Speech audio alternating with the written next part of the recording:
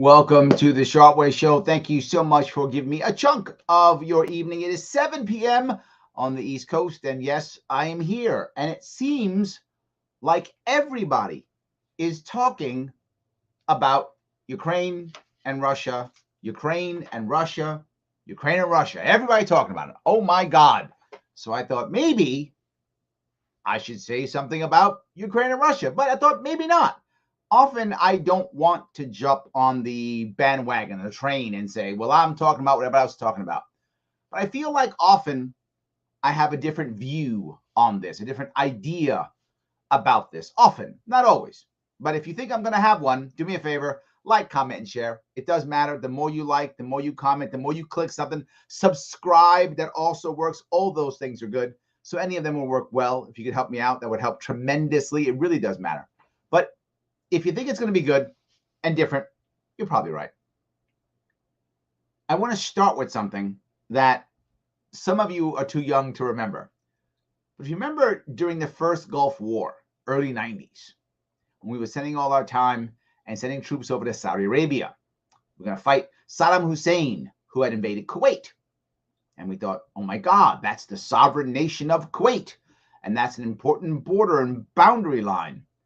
Most people don't know that Kuwait was literally just created by the Brits because we want a port to ship oil out of. But that's fine. I guess they're this special thing. Okay, no worries.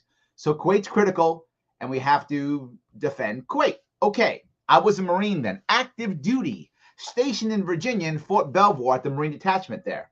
And I was very excited. I thought, oh my God, this is going to work, and we're going to do this.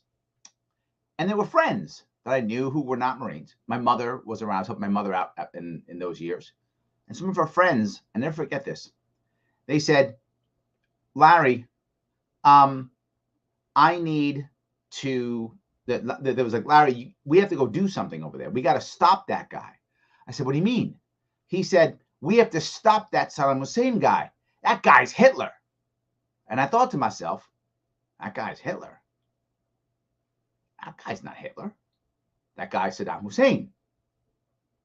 That's not Hitler. I mean, Hussein was not a great guy. That's no doubt. He was a horrible guy, but he wasn't Hitler, was he? But that's what the media was telling us. At that time, it was heavily CNN at that time, right? And back in the early 90s, telling us that he's Hitler, we got to go do something. And we went over there. Hundreds of thousands of soldiers, Marines went in. Marines were the first in the front line. We went in there and we were told that if we don't stop this, the world's going to end. Once it's Kuwait, next is Saudi Arabia, and it'll take over the world. Remember that? I remember that very well. I was an active duty Marine then. And I began to question at that time. But I still wanted to go. I mean, I was a Marine. So we have a 100-hour war, 5 whatever days, whatever it was, right? Whatever the days it was. Sadly, I actually knew somebody who died there, which is crazy. The Fort Observer actually knew a guy who actually passed away there, which was terrible. We weren't close friends, but I knew him. One of the Marines who passed, I happened to know him, which was odd. There were so few casualties that I'd happened to know a guy who passed. But anyway, so we push through. We win that war, I guess. Saddam Hussein's still in power, and the world didn't end. In fact, was the world going to end? He wasn't even that powerful in the first place. But we spent time, money, and energy putting all that time in there. What actually wound up happening? The repercussions from that, we felt all the way up until 9/11. Yeah, we did. We felt repercussions after repercussions after repercussions from something that didn't even matter. What would have happened if he had taken Kuwait and we had said nothing? We had said, that's bad. What would have happened? Probably nothing. Eventually, he would have let Kuwait go or not, or whatever the case may be. And it would have been bad and whatever. You might go, that's terrible, Larry. Don't you care? I do care. Of course I care. The question is, do I care enough to throw more people, our people, Americans, into a meat grinder? You might go, well, Larry, is it really a meat grinder? Let me go back a couple years if I could. Korea, 1950. North Koreans invade. What does the world tell us? What does our president tell us then in the 50s? I wasn't there, but I could just see from history. Our president told us the world was going to end If we don't push the North Koreans back, it's the end of the world. All of East Asia will fall. Asia will all become communist. We'll all be speaking Chinese. The world is going to end. That's what they told us. We didn't win that war. The Chinese won that war. We got a draw, maybe. The war actually is still going on right now. To this day, the war is still going on right now. So there's been no peace treaty. So there's still officially a war going on. Did the world end? No. But tens of thousands of Americans died. Almost 60,000 total casualties, tens of thousands dead. Now, for those people who lost their loved ones, was it worth it? Larry, what do you hate soldiers? You know that. Stop. That's not true. You know that's not true. You know, I love my veterans. You know that I'm one.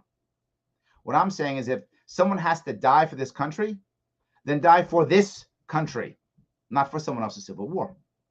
But we have to fight because the world's going to end. It did end in Korea. Oh, but then Vietnam comes. Have to stop them in Vietnam. Or if we don't stop them in Vietnam, the world's going to end. Ho Chi Minh is Hitler. Oh my God, we're going to lose all of everything. Wasn't true. We lost Vietnam. Left Vietnam as bad as we left Afghanistan. Just as bad. Just as bad. Left the same way. Embarrassingly bad. Horrible. 20 years later, Vietnam has become our trading partner. Literally, you can go buy furniture if you want to from Vietnam in your store. We can buy furniture from them. They are now a trading partner. But I thought the world was going to end. Everybody was going to become communist. Not true. Again. Got to invade Iraq. Got to fight in Syria. Oh my God, the world's going to end because ISIS, because Al Qaeda, because insert bad guy here. None of it was true. Not as many Americans died. In Vietnam, we lost about 60,000 dead, 100,000 or more wounded, and how many broken from that war. And now look at what happened in Iraq and Afghanistan. What's 8,000 dead? Are my numbers about right? 25,000 wounded, plus how many hundreds of thousands, or at least tens of thousands for sure, TBI, PTSD, all the problems we had. And we lost both of those wars. We lost Afghanistan, and we lost Iraq. Did the world end? No. All of those wars were useless. All of those wars were unnecessary. However, let me be clear. All those wars were necessary for the American people. Let me be very clear. But what the wars were very good for was the military-industrial complex and the elites in our nation. Very good for them. And still good for them. Most recently, you might ask yourself, why in the world would we want to spend 20 years in Afghanistan? Because it was a $2 trillion grift. That's why. And your sons and your daughters paid the price for that. And your fathers and your uncles, they paid the price for that. And is America in a better place? No. Not at all. In fact, we're in a worse place than we were 20 years ago. We're in a worse place from then. So now they come back again and say, you know what? We have to stop Putin because he's evil. And I got every single TV station telling me this. I got people on TV, people online. Everybody tell me, got to do it. The world's going to end. The world's going to end. Why in the hell would you believe it now? Why would you believe it now? I don't. But Larry, you're just mean. You don't care about Ukrainians. Not true. I care tremendously about them. I don't want them to die at all. I don't want them to be crushed. I don't. Difference is, how are we going to stop them unless we fight them on the ground? Larry, you don't get it. Biden's got the smart move. Republicans agree. Democrats agree. They all agree. We're going to do sanctions. Hold on, let me get my phone out. I'm going to need my phone for this one. Let me add up all the times that sanctions have worked. Hold on. I got to make sure. Carry to 3. If I count 2009 and 1964, 0. Never, ever work, ever. It's a fantasy and we still do it. Never worked. Not one time. We still got sanctions on Iran. How's that working? We still got sanctions on North Korea. Boy, that worked, didn't it? It doesn't work. And you're telling me that Russia didn't figure this out? Here's the worst part. Here is the worst part. if you look at all of the sanctions that we're going to put on Russia, we told them we were going to do it, and they still did it. So if I tell you, hey, Gregory, I'm gonna, I don't know, kick your cat or something, what are you gonna do? And I tell you, I warn you, I'm about to kick your cat. You're probably gonna move your cat or be ready to kick me back if I kick your cat. You're not just gonna sit there and go, okay, guess my cat's getting kicked. You're not gonna do that. You think the Russians went, oh, I guess we're screwed. No. Here is the worst part of it all. Let's say we do all these things and we do all the sanctions that never work ever. What's going to happen with Russia? Is Russia going to go, man, they've kicked us out of the SWIFT banking system. Oh my God, we can't use $1 to buy stuff anymore on the market. I guess we'll just sit here and starve to death. No, they are already a thugocracy. And what is their next door neighbor thugocracy? Right, China. Two thugocracies together. So what will they do? They're already close. They'll just go through China. And wouldn't it be perfect for China to now say, you know what? Who needs this dollar as a reserve currency? That's dumb.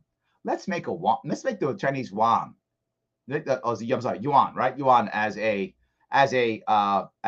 reserve currency. You make a lie, that won't happen. Think about the Cold War last time. We're now in Cold War II. From Cold War I, we had this saying that some of you probably use and don't even know why you use it. First world nations, second world nations, and third world nations. Anybody remember those? Some of you do. First world were all the people in the United States realm, the Western powers, all their realm. They kind of had their own economy a bit here and there. Second world hovered around the Soviet Union. It was kind of their world and their trading partners and their trading blocks, right? We weren't as connected, right? They weren't as connected. The third world was, of course, undeveloped countries. We're going to create it again. First world will be around the Western world. But second world will be around Russia and China. And China is connected in both worlds. So China gets the benefits of first world and second world. We only get first world. Russians get second world. Who's winning in this one? Who's winning? And I ask you one more question. So many people are saying, oh, I don't trust the CIA. I don't trust the government. I don't trust the FBI. What's going to happen now? They're going to get bigger and bigger budgets. And now we got to trust them now. Otherwise, you're un-American. So the people who've been spying on us since at least 2001, probably before, but at least that, those people now who've been taking our information, who've been spying on us, who the Canadians have showed us now how to just even freeze everything, freeze banking accounts, take over everything. Those people now are going to have more power now because now they're going to be scared of Russian cyber attacks now. So now we need more. New York State's already done it. Yeah, we got to have a special cyber thing, which means spying on me and you even more. All because Ukraine. All because Russia. Of all the things I've just said, you might say to yourself, well, Larry, that stuff's true. But don't we have to worry about what if they take over Ukraine? And then what's next? That is a smart question to ask. Yes. Let's assume for a moment, me being a New Yorker, many of you who are watching and listening are New Yorkers. Maybe you are a New Yorker.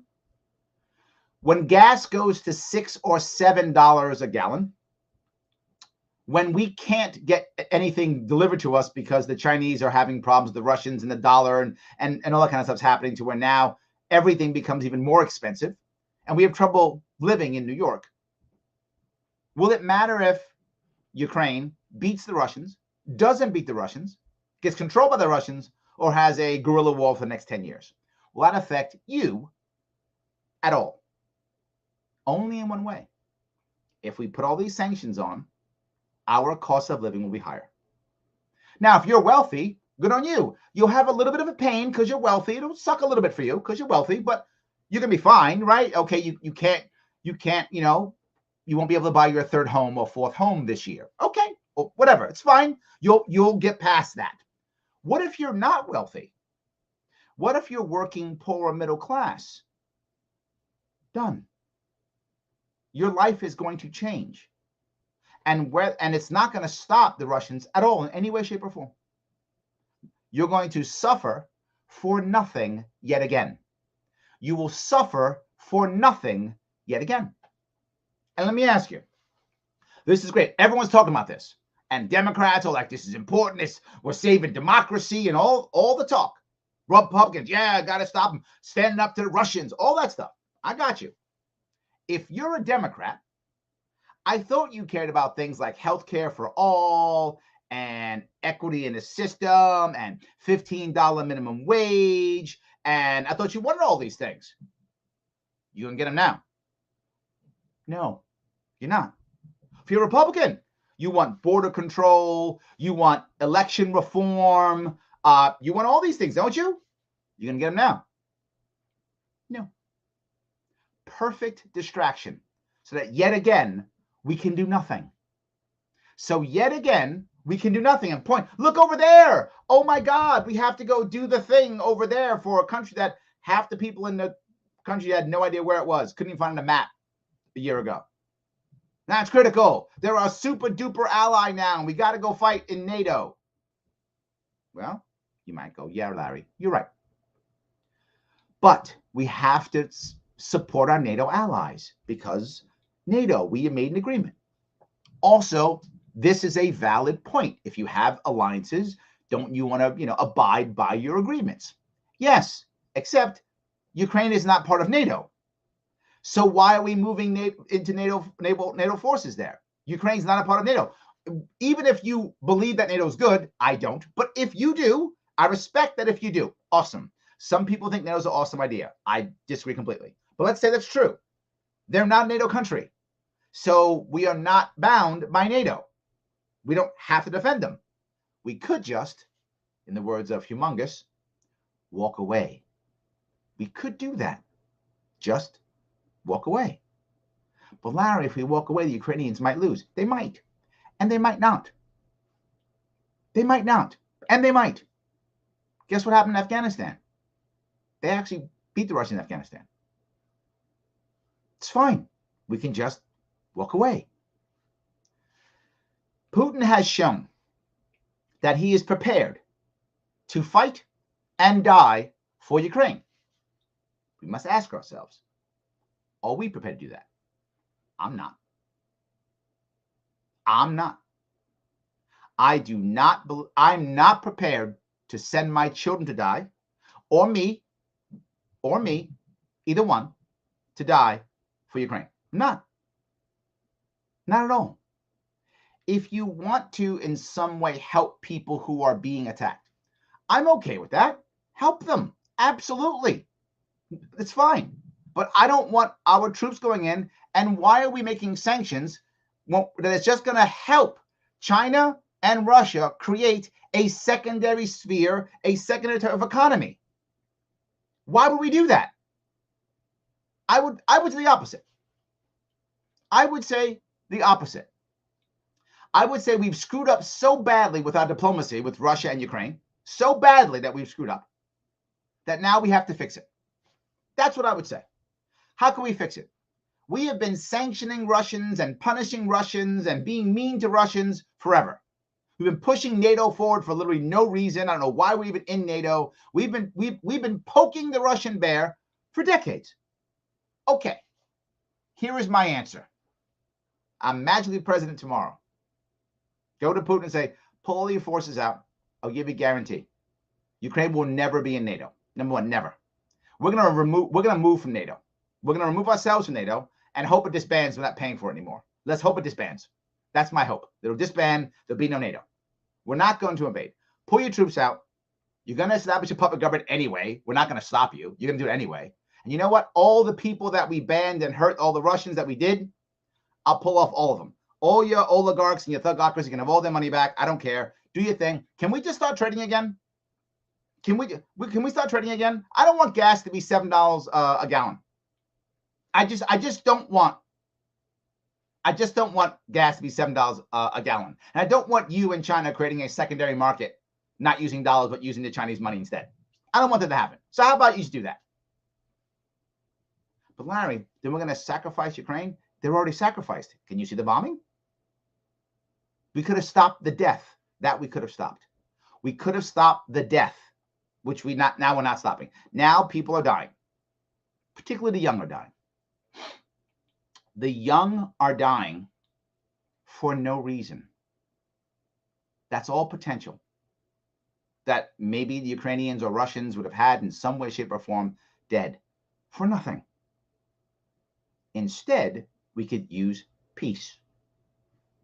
Stop shaking our fists, stop rattling our sabers, because coming up here is going to be Biden's State of the Union.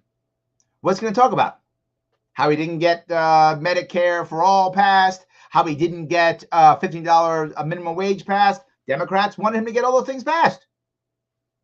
Talk about that? His failures? Nope.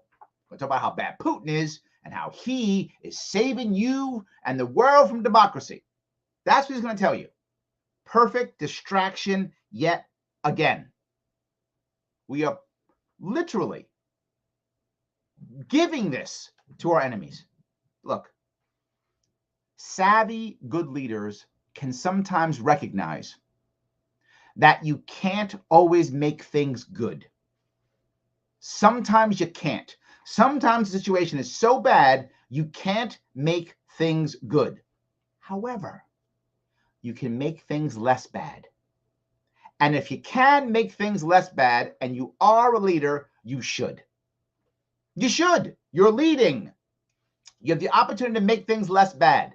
Do so. Make them less bad. I want to go back to the sanction piece again. Not only are these sanctions not going to work, but the people who they're going to punish are not the elites. They never do. They're not going to punish our elites. They're all getting great salaries. They're all making tons of money. They're going to be fine. It's going to punish us, the regular people, who are going to have to pay $6, $7, $8 a gallon in gas, which of course raises the price of everything. We are already reeling from the insanely dumb COVID lockdowns. We are already reeling from an economy that's breaking and from a supply chain that's broken. What are we reeling from that? So we want to get back in action. So if you want to get things back in action, the first thing you do is make everything more expensive. You know, not really the right move, right? Not the best move to make every single thing more expensive. That's what we're doing. Well, we have to get together to fix things. I like that too. We're more divided than we've ever been, right? So how do we get together to fix things? Are we going to bomb Ukrainians or something? I don't understand. Are we going to bomb them or something? No, not at all. That's not how it's going to work. The military-industrial complex is going to win because of this, there is going to be an arms race. And they know it. It's going to be an arms race. Now, I'm actually not necessarily against, in theory, an arms race, in theory, right? I'm not necessarily against that in theory. I'm against us forcing the situation. Each nation should have already been defending itself already for years. They didn't have to because we have a nuclear umbrella above them. See, America's protecting the world. We're the protector of the world, which is why we get stuck in this. So they all do well while we pay and suffer. The other piece that's bothering me more than anything else, I mean, there's so many things bothering me, but is now that if there was any chance of us actually having to push the issues that we care about, now the deep state, the CIA, the FBI, NSA, they're all going to be stronger than ever. And the military budget's going to go through the roof. So more money, more debt going into more bombs, more planes, and not into us as Americans. That's not going to happen. No tax break for us. No gas break for us. But you're a military contractor, life is going to, I mean, you know, they're going cha-ching, right? You know, Larry, that's not true. The market crashed. The market's going down. When the market crashes like that, who wins? Big business wins. Permanent capital wins. Why? They go, oh, the market's down? I'll buy more. I've got tons of money, lots of it. It'll go back up. And when it goes back up, I'll make a ton of money. Who does it? The people who can't afford it and they sell off. Who do they sell that stuff off to? Permanent capital. Every single time. Every time it's a crash, permanent cap. That's the reason why we have a wealth gap more than any other answer you can imagine. It's because when times get bad, those who already have permanent capital, tons of money, they purchase the assets everyone else has to sell off because they can't afford it.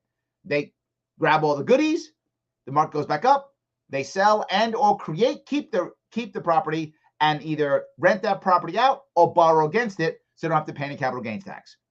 That's how they do it constantly, again and again and again. They do it again. Thanks to now Russia, I guess. This is nothing but bad. Nothing good at all. And I want to ask you something. Do you think we'll just kind of forget about it if we didn't do anything? Larry wouldn't forget about it. We did already, didn't we? He invaded Georgia in 2008. Anybody here even remember that? You did. Got mad at them and said, you're part of us. And they went, fine, whatever. And that was it. Took Crimea, 6 years ago, whatever it was? Many years, whatever it was. Anybody remember that? Some of you don't. Yeah. So they went, got it, done. Next. And I would ask you, you in your own home, did your kid get a better education or worse education? Did it matter? Did you get a better job, worse job? Did you have more friends or family? Better health care? Anything happened because he invaded Crimea and took it? Nothing. Didn't affect you at all. If we had just ignored this, it wouldn't affect us either. We don't have to jump in every single fight. It doesn't mean I want it to be isolationist. Please don't say that. It's not what I'm saying. It means we can be non-interventionalist. This is an issue between two countries. Let them fight. Everybody's not Hitler. You know who Hitler is? Hitler. That's Hitler. Other people are just, he's bad, so he's... No, Hitler was Hitler, and that's it. That's it. You're actually insulting all the people who were murdered by Hitler by calling every other person on the planet Hitler. Or the people who were murdered by Hitler, well, they would disagree. Well, they're probably all dead, so because they were murdered by Hitler. But theoretically, if they were alive, they would disagree. Of course. This is a problem that we have to look at from a bigger picture. If we just ignore this, leave it alone. Maybe send the Ukrainians some money, or maybe condemn it, or whatever the case may be. Whatever thing like that. But don't do what we're doing now. No sanctions, none of this stuff. Leave it alone. 2 years from now, no one will care. Maybe Ukrainians might care, but we won't. 20 years from now, they'll be our trading partner. How do you know that? Larry, how do you know that? Vietnam. That's how I know that. Right? That's how I know that. We lost that war. We put more bombs in Vietnam than we put in both Japan and Germany. More bombs in Vietnam. There are still people in Vietnam right now who get caught in a minefield from 40, 50 years ago and lose an arm or a leg. And somehow still, we're trading partners. You can go to Vietnam now if you want to, and go to vacation if you want to. You can go get some. You can go for a facelift in one of their medical vacation things. Whatever, up to you. Leave people alone. Trade, trade, trade. Who's doing that right now? China is. That's what China's doing right now. You know the one country that's really happy this is happening? It's China. Very happy right now. They're closer to Russia than they've ever been. They see we're going to get back in trouble. Russians back in trouble. And when the Russians want something, what are they going to do? Go right through China. China's going to give them everything they want. Absolutely. Everything they want. Of course they will. And China still controls us already. Controls our media. You see what's happening there? We got our actors doing apologies in Chinese. They want to piss the Chinese off. The NBA supporting China. Walmart defending China. So our whole world's defending China. Now the Russians are hanging out with China. Everybody's hanging out with China. And we're like, we're going to do something. We are fooling ourselves. Leave us alone. Leave all of this alone. Let's fix the problems that we have here. We have tons of problems in this country. We are literally fighting each other. There's violence in the streets. And we are sitting there going, you know what we should do?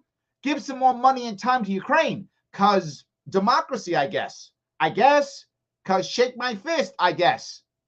Why are we doing that? My state is hundreds of billions of dollars in debt. Our nation is $30 trillion in debt.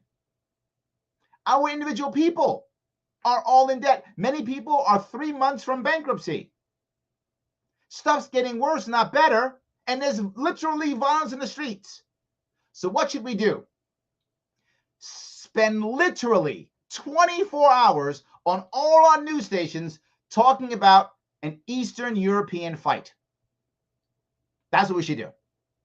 And talk about how, and literally saying out loud, we're going to have to sacrifice for democracy. Have you heard the people say this? This is the neocon war hawks from 20 years ago all over again. Got to sacrifice for democracy. No, we don't. No, we don't have to. Not required. They would like you to. You don't have to. You can just stay home and handle your own business. You can do that. It's not required. And the people who are announcing that you, Dan, and you, Mike, and me, you, Frank, that you have to sacrifice for democracy, they're not sacrificing. They're doing just fine. They're doing just fine. Man, if I was one of them making, I don't know, $20 million a year, I might tell you guys, let the peasants sacrifice. I might do that too. I hope I never do that. But they're all doing it. All good. Their kids aren't going to the military. Their kids aren't going to go out there and die in some place. They're not. They're not going to at all. And they know that. So they'll yell at you to be sacrificed, you to be nationalistic, pay $7 a gallon for gas and $6 for a loaf of bread. You do that while they'll have their chef go out and cook them some organic meals. Because, democracy. Because democracy. Meanwhile, if we just left them alone, 20 years from now, we wouldn't even remember. Who owns Ukraine? Is that a country or is that Russia? I don't even know. I don't know. Maybe. I don't know. Would we even know what Iraq is if we hadn't invaded them again? We wouldn't even know who runs Iraq and wouldn't care. It's not our fight. We have so many problems here. So many. Let's deal with our own problems. Let's fix ourselves. Let's heal the own wounds that we have here before we try fixing other people's wounds. And again, we're getting involved in what is, depending upon who you talk to, you could consider that even a form of a civil war. I mean, maybe not, depends who you think of, but could be. I think we've learned our lesson. Sorry. I think we should have learned our lesson from jumping to people's civil wars. I think I've covered all the issues that bothered me about this.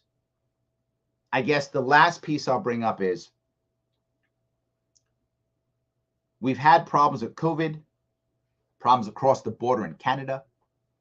Why would we add this to the list of problems we have to deal with? Let's fix what we got now. Let's fix what we got to fix now. This is one of the biggest issues, right? Why would we do that? And for those of you who will say Russia's evil, yeah, I mean, they're doing bad stuff. However, you probably heard this analogy before, but I'll do it again. 1960, 61? No, 61, right? 61? First year, 61, I think. First years of Kennedy's presidency. The Soviet Union decides it wants to put missiles in Cuba. We almost went to war over that. And shout to people who were there, books that were there. We almost went to nuclear war over that. Of them putting nuclear weapons, nuclear missiles in Cuba. We were like, no, you will not. Cuba's not our country. We didn't own Cuba then. Cuba was its own nation, right? It used to be our colony, but then it was our own nation.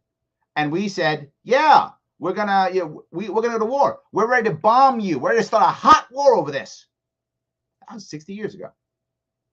Now we're idiots saying we're gonna put, NATO forces in Ukraine. And now he's ready to have a hot war over it. And we're mad at him. Not saying that he's a good guy. I'm not saying that. He runs a theocracy. I'm saying what he has created the perfect pretext because we set it up for him. If he wanted to invade Ukraine anyway, I mean, who knows? I don't know what he's thinking. Maybe he wants Ukraine to invade Ukraine anyway and reestablish the Soviet Union or whatever, Russian Empire. Okay, we gave him a reason to. We gave him a reason to. That's the problem. Anyway, let me grab some of your comments here if I can. I grab some of the newer ones first if I could. So David brings up, 1962. Thank you. 62. Thank you. I thought 61. Thank you, David. 62 missile crisis. We also had missiles in Turkey. That's right. Yeah, we're trying to put missiles in Turkey. They're trying to put missiles in Cuba, and we wonder why we're going to fight.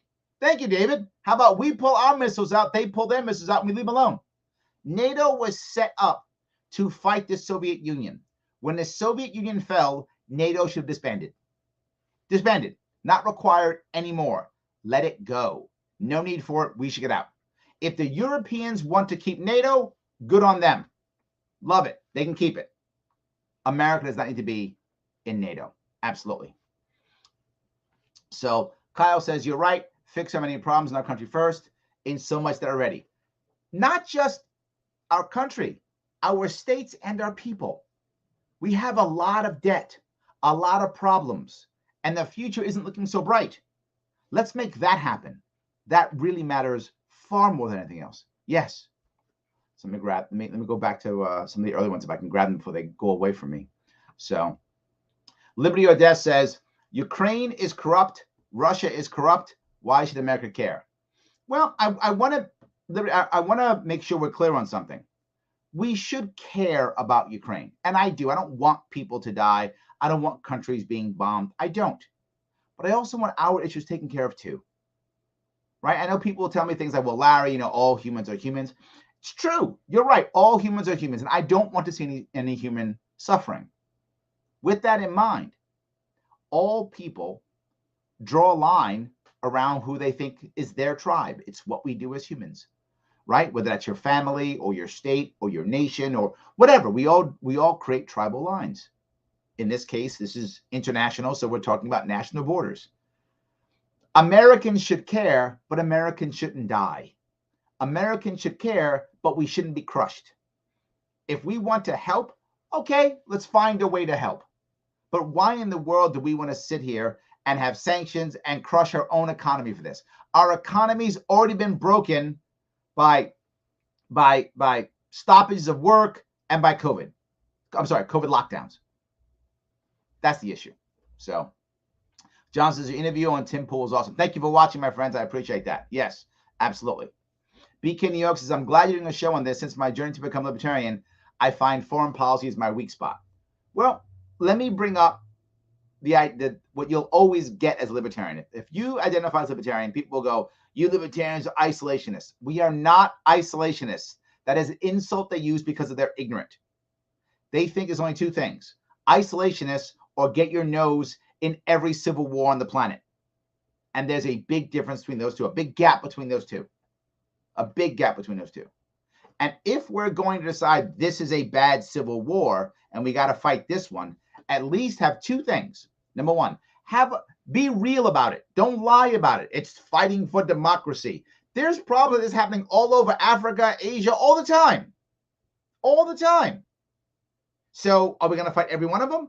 Of course not. Why is this one more important? At least be honest if you're going to do that. And if you're going to do it, be honest and go to Congress.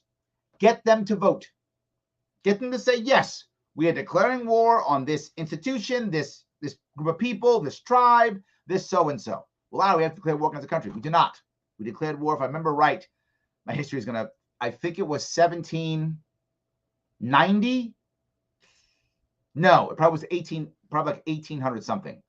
Probably like 1803, I'm going to guess, in that area. We declared war against the Barbary pirates. This is not a nation. We don't have to declare war against a nation. We can declare war against a group. Whatever, we can declare war. Then make them declare war. Make Congress responsible for sending their youth from their states to their deaths. And if they think it's worth it, and American people vote for it, I don't like it, but I accept it. I don't like it, but I accept it. I'm a tough guy, Biden, so let's start bombing people and making sanctions and signing treaties? No, not okay with it. Not okay with it. Most of the wars we fought, we didn't have to fight. The vast majority, we didn't have to fight. So, good. James says, I think we need to stay out of Ukraine and let them deal with their own problems. After all, who the hell made us the world's police? Sadly, James, we did. Sadly, we did. We're self-appointed. So, I don't know. Somehow we did. John says, I hope for peace soon. We could do it if we decide to actually walk away. To just walk away. One of the reasons why the Ukrainians are fighting so hard, not the only reason, is because they believe that someone's going to back them up. If they hold on long enough, somebody will back them up. That's one of the reasons why you fight so long, right? If you think no one's ever going to back you up, you tend to surrender relatively quickly. Now, if they surrender quickly, they're going to realize there's no hope. As horrible as this sounds, for those of you who know the history of World War I, the reason why people blame Germany for World War I, even though Germany did not start World War I, is because Germany backed Austria. Austria didn't feel like it could attack Serbia unless it had backing. Germany backed Austria, literally just gave them unconditional backing, and Kaiser Wilhelm II got on a boat and went up to the Baltic Sea and said, do what you want, Germany's got your back. And Austria said, oh, then we'll do whatever we want. And Serbia stood up. Why did Serbia stand up? Because Serbia said, hey, Russia, do you have our back? And at that point, the Kaiser, Nicholas II, said, no worries, Serbia, I got your back.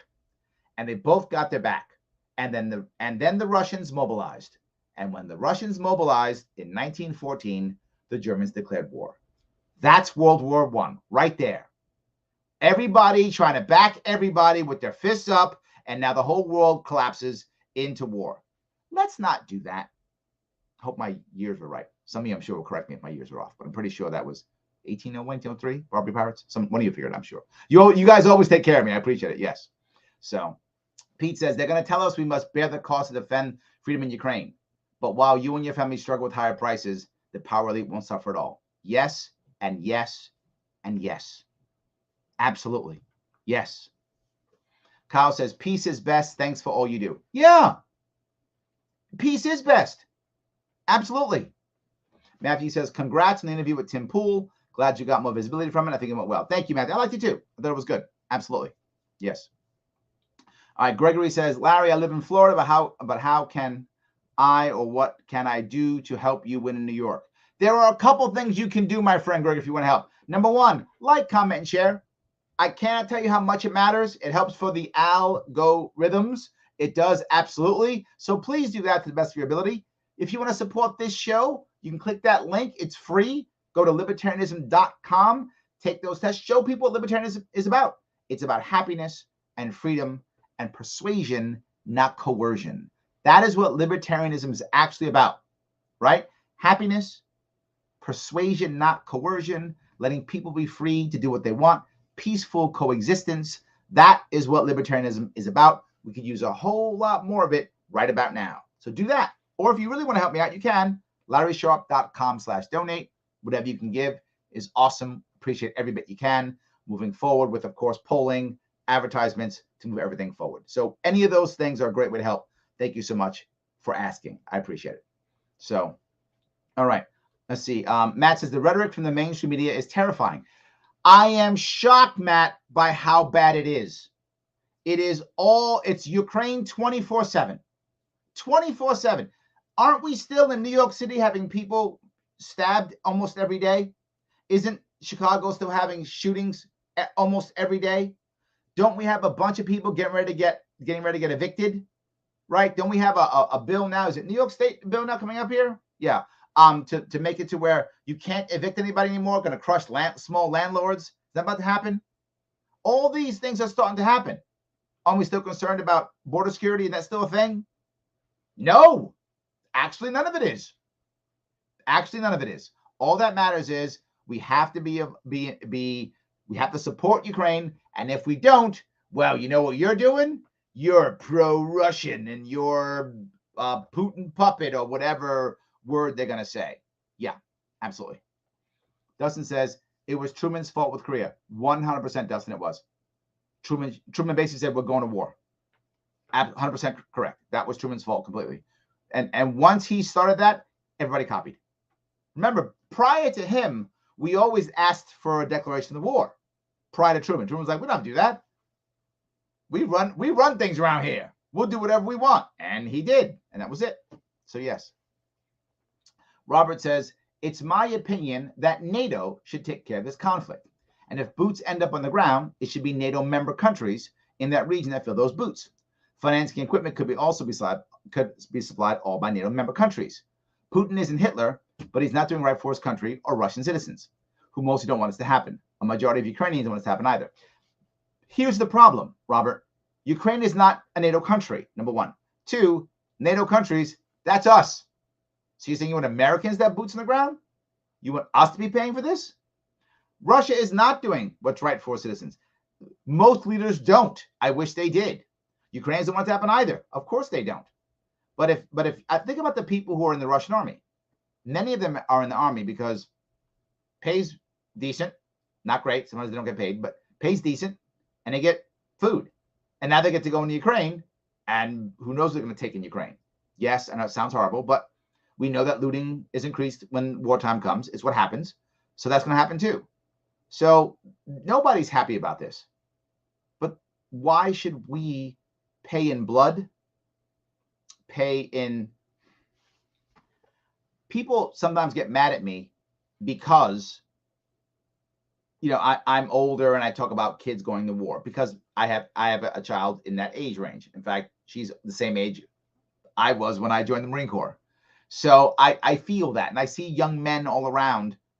Why would I want that potential to help, to support a family, to help people, to help their own families, to do well, to do good deeds?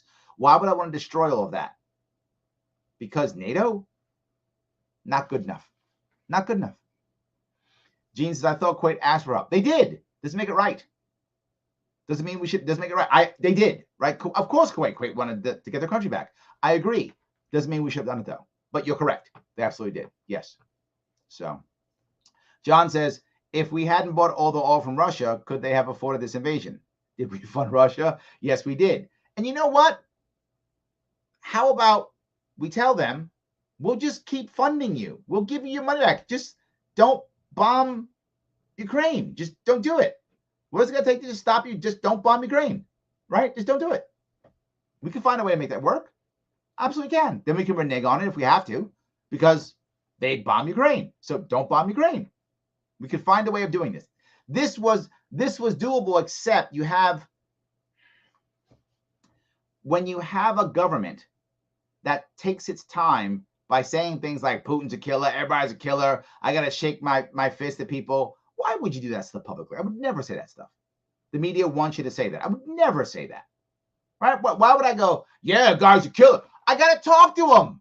He's got a nuclear arsenal. How about I'm not going to say it? Well, you got to stand up to these guys. No, you don't. Because you standing up to people means American young men and women die. That's what it means. For my personal pride? I'm going to kill your children for my personal pride?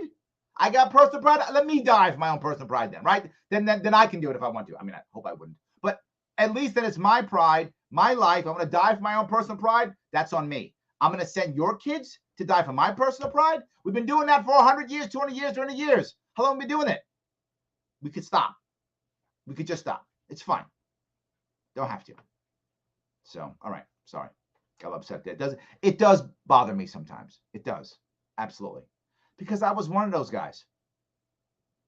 Because I was that Marine who, if my commander-in-chief had told me to kill Russians because they're Russians, I would have done it. I would have gone to my death or ordered men to their death. I would have killed or been killed. I would have done it. I know I would have. And so would all the Marines around me. We all would have done it. Not because we were murderers or killers, because we believed it was the right thing to do. We believed we were fighting for freedom. Of course we did. Or we wouldn't have joined. We all believed it. And it is the fault of the leaders who send these motivated, brave men to their deaths. It is their fault. Because think of all that motivation, all that bravery, if it was instead in the civilian world, building things, changing things, creating things, supporting things, helping things, versus destroying things. I'll stop now. Okay, I'll stop now. All right, anyway, keep going. All right, let's see here. Jim says, we produce enough gas and oil for U.S. consumption. Just stop selling it to Europe. We could, or we could sell even more of it. Also works. Gene says, don't forget about the 22-a-day veterans who commit suicide and the 30-day veterans who overdose on drugs. Yes, and now we can create more of them. For democracy? For democracy? Yes. Gregory says, hi, Larry. I've seen a million takes on this Ukraine thing at last couple of days, but yours is the one I've been waiting for. Thank you for taking the time today to weigh in on this and be the greatest voice of reason. Thank you. I appreciate that. Yes. Mr. says I didn't round up.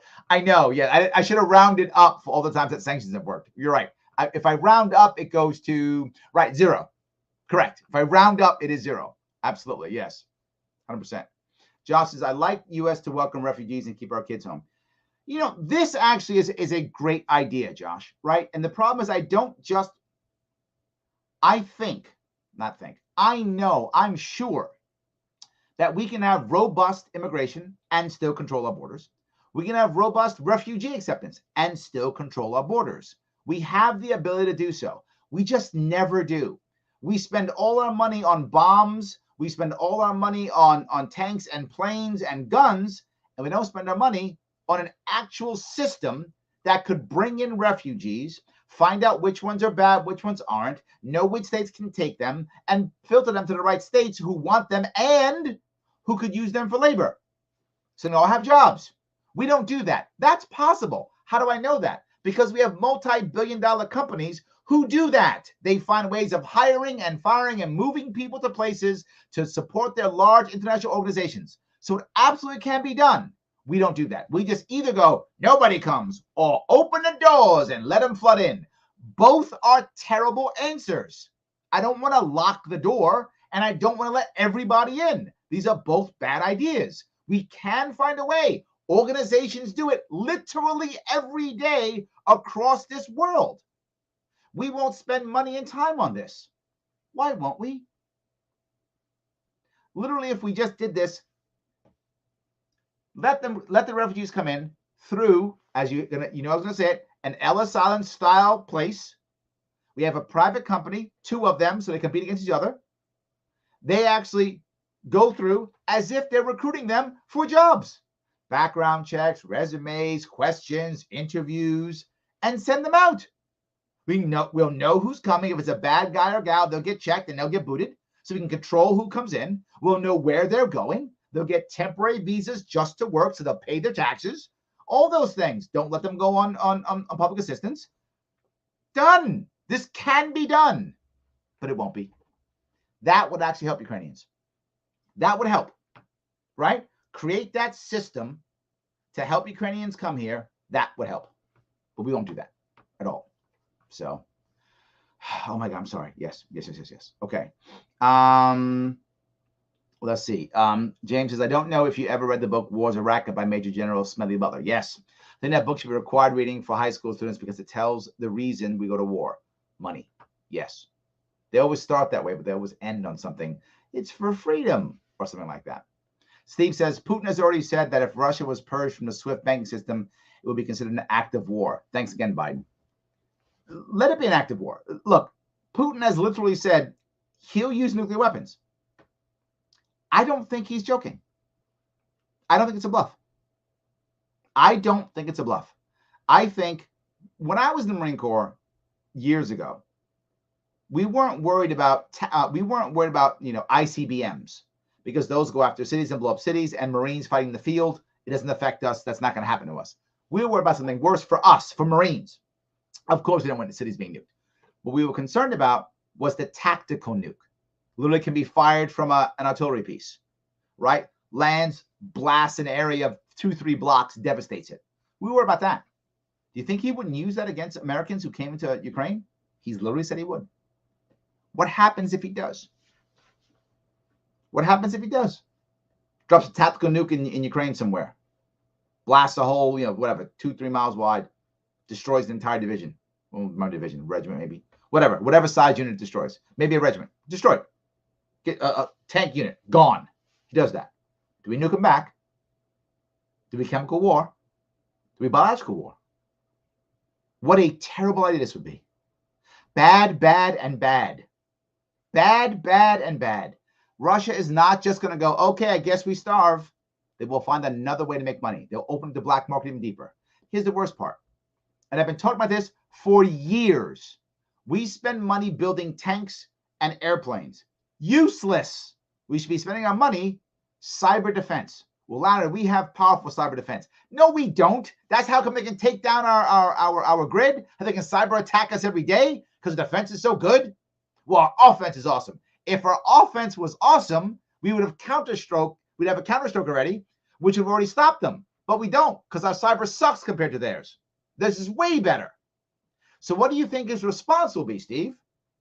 What do you think his response will be? It won't be bombing us because we don't have troops there, but it'll cyber strike us worse than we could ever cyber strike back. What do we do now? Nuke them back? This is a disaster. Walk away. Walk away.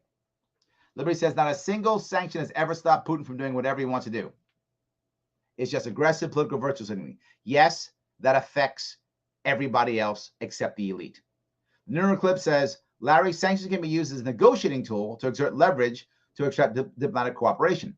Yes, we could, in theory, absolutely. But if that's true, why didn't we do it before they started bombing? So we can pull them off and show them how it hurts. But if they already put it on, they knew it was going to come on. It's too late. People are dying. Shouldn't we kind of like pressure them now or before? I don't know. As a libertarian, I don't object to targeting oligarchs. Nord Stream 2 sanction worked, for example. They did? How did Nord Stream 2 sanctions work? You got to help me out on that one. They're still fighting, right? I don't know. Maybe I'm wrong. Dan says, right on, Larry, as a healthy 23-year-old male, I have a vested interest in myself and my friends staying alive and not being wrecked fighting a war 7,000 miles away. Yeah, I would like you to create a whole lot more value, Dan, which I know you already do. A whole lot better. Yes. Bernard says, do you think the Russian people will ever collectively revolt against Putin? Remember, people revolt when they see hope. If they don't see hope, they don't revolt. It doesn't matter how bad it gets. Right? The Russian people stayed in a terrible space for 300 years, 400 years, whatever it was, where they were basically serfs, a long time.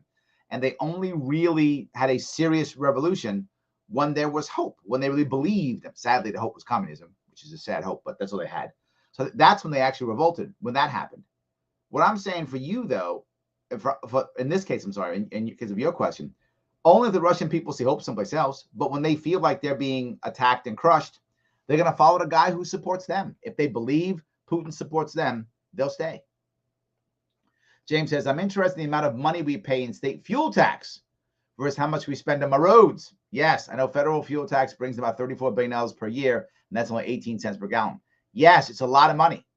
And now we're going to do more? But there was a proposal to end the fuel tax federally to kind of, make the price go down a little bit. I have an idea. Don't do that. Well, you should do that, but do that anyway. But stop the problems with our fuel supply chain so the prices go down, and then get rid of the fuel tax and make gas even cheaper, which means products are cheaper. People can move. Our goal, recovering from this horrible COVID lockdowns and all of the supply chain issues, has to be to get back to work fast. If we get back to work fast, things will start to get back to rocking and rolling faster. People won't have as much pain. Let's make things easier, not harder. Right? Matthew says, how come we haven't seen any footage of the Ukrainian troops fighting back? All I see is stuff blowing up and some footage of helicopters flying over houses on TV. They are fighting back. I have seen some footage of them fighting back. They are. The Ukrainians are fighting back. There are some that are both in the sky, not as easy because the Russians have air superiority, and also on the ground. They are. It is true. Yes. Gene says, they said that on the nightly news that we need to defend Ukraine so that China won't invade Taiwan. They think many people might not know that Taiwan has defense treaties with the U.S., Indian, European Union countries. Ukraine doesn't have that. This is an issue. Some people are worried. They go, we have to stop this, otherwise they'll invade Taiwan. This is the reason why China is also happy that Russia's invading Ukraine. It sets a precedent, doesn't it? Russia has said Ukraine has always been a part of the Russian Empire, right? Like Taiwan has always been a part of China. The story is a very similar story. It is a similar story. And there's about the same amount of people, if I'm not mistaken. There's about 30 million people in Taiwan, about 40 million in Ukraine, something like that. So there's a similar amount of people. Both Russia and China are bigger. Both have nuclear weapons. It's a very similar story. Absolutely. But the issue is anyone so naive to think that anything that anybody does will stop China from taking Taiwan? Do you think, oh, if we fight Russia and Ukraine, then China won't take Taiwan? Wow, that's dumb. The reverse is true. If we actually put troops, if we were actually so stupid as to put troops and fight a land war against the Russians in Ukraine, that would be exactly the time that China would invade. So we have to fight a two-front war? That makes absolutely no sense that Nightly News would say that. That's completely silly. And of course, India, Taiwan has defense treaties. U.S., India, European Union. You're telling me China's going to go to war again against China? They've been at war, what, 3 times already? They're going to go to war again against China to fight for Taiwan? That's going to happen? European Union's going to go to war against China for Taiwan? That's going to happen? I don't see that. I don't see it happening. When China is ready to take Taiwan, it will take Taiwan. That sounds horrible. I just think it's true. Our goal should be the same thing here. Here is what I'd like our goal to be. And this goes back to peace.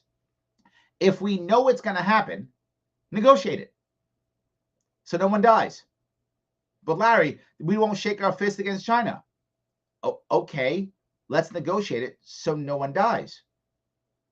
I would like Taiwanese people to not be bombed and not die. I would like Chinese people to not die. The average Chinese person is not a horrible communist. Some of the leadership in China is, but none of the people, just people. They're just trying to live their lives. They happen to be born in China, and the people living their lives. Why would I want them to die? They're the ones who are going to die. The elites aren't going to die. They're going to be just fine. I don't want that to happen. So, yes. All right. David says, I want liberals to explain what happened to cutting defense and universal health care. Thank you, David. If you're a Democrat, don't you want those things? But now you worry more about Ukraine? Nope. If you're a Republican, don't you want border control? You're not getting that, are you? Don't you want election reform if you're a Republican? You're not getting that. We'll fight Ukraine. So you can't get defense cutting, can't get universal health care, can't get $50 an hour if you're a Democrat, can't get border control, you can't get election reform if you're a Republican. None of it. You get nothing. Because Ukraine. Because democracy, I guess. Yes. The scientific libertarian says our economy can't handle trade sanctions with China after those idiots in Washington tanked our economy. There's no way to fully sanction Russia. Thank you for that. Whatever we don't give Russia, China will. We're going to now sanction China because they give stuff to Russia. Is that our awesome plan? Literally, you would have American companies suing the American government to stop that. How do I know that? Walmart already did it. Walmart already took the side of China against the American government. Already happened in the court. They'll do it again. That's where their money is. You're not doing that. You're totally correct. We can't do that. Yes. So Matt says the first speech about this, the White House was already trying to condition the American people to accept that prices will go up and life will be harder so we can stand on the moral high ground. Here's the best part. Prices are already going up, right? This is the same thing that Cuomo was using in New York. He was blaming COVID for all the problems in New York. Meanwhile, he'd been a bad governor for 10 years. So his horrible governing, he would, no, it's bad now because COVID, not because I'm a terrible governor.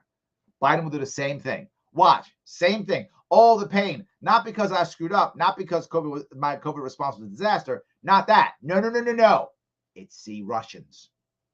See, Matt, you thought I was a bad president. No, Russians. Just like Cuomo's going to say, you thought I was a bad governor. No, COVID. This is what will happen. So it's Russians and COVID, and that's why America's broken. Biden's clearly an awesome president, right? So that's what will happen. You're right. That's what they're going to say. Yes. So, all right. Stemi says, the people of Ukraine don't have arms. It was supposed to be voted on today. The U.S. gave them to nationalists to fight Russia with these weapons. They poked the bear. Yes. Yep. Absolutely. Rob says we helped Afghanistan. Also true, but we didn't send troops in there. We sent some CIA people there. Yeah, we did. Absolutely. So Gregory says, I have family living in Ukraine. Oh, I'm sorry to hear that. I'm hoping for their safety. If anything, I hold Biden directly responsible. I'm not sure I go that far, right? In the end, no matter what, it was Putin who invaded. So he did pull the trigger. So I can't hold Biden directly responsible. Is some of the fault of the setup Biden's? Yes, 100%. 100%. But in the long run, no, Gregory, it was Putin who gave the order. So I don't think we have to directly blame the guy who actually made the order, right? He could have said no or changed something or renegotiated. Is Biden partially responsible for setting up the environment? Yes, that's true. But this is not his fault. This is really Putin's fault. As much as I can't stand it, and we could have done so much to make this better, he still made that decision, which he didn't have to make. So, yes. The Bullfrog says, we're sending our troops into NATO countries for two reasons. One, there's going to be an influx of refugees. Two, if Putin gets extra crazy and tries to invade these countries we're partnered with. I mean, maybe. Why do we want to send troops into countries that are going to have refugees? When that happened in Yugoslavia, didn't do that. Germany had to take what? A million Slavs or whatever they took in, a million people from Yugoslavia. We didn't send troops on the border for that. Hungary did. They decided to not take them. But I mean, that's up to them. I don't know why we would send troops for refugees. I don't know why we would care. We didn't do it last time. I don't know why we do that. I don't think Putin's going to go into NATO countries. I mean, he might. But I mean, let's assume I'm wrong. I'm wrong. He's going to invade Ukraine. Then he's going to go invade Poland or Latvia. Let's say I'm totally wrong. And he's going to make those invasions.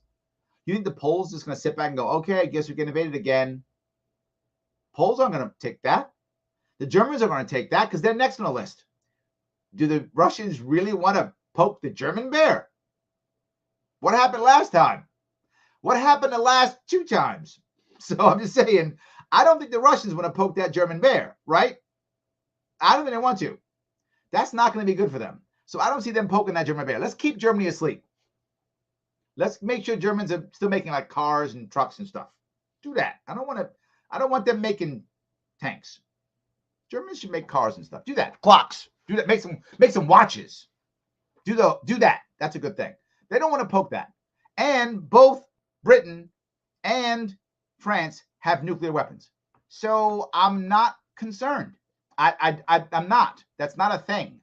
And what Russia will want to do is create buffer states, which it will create, or it has with Belarus.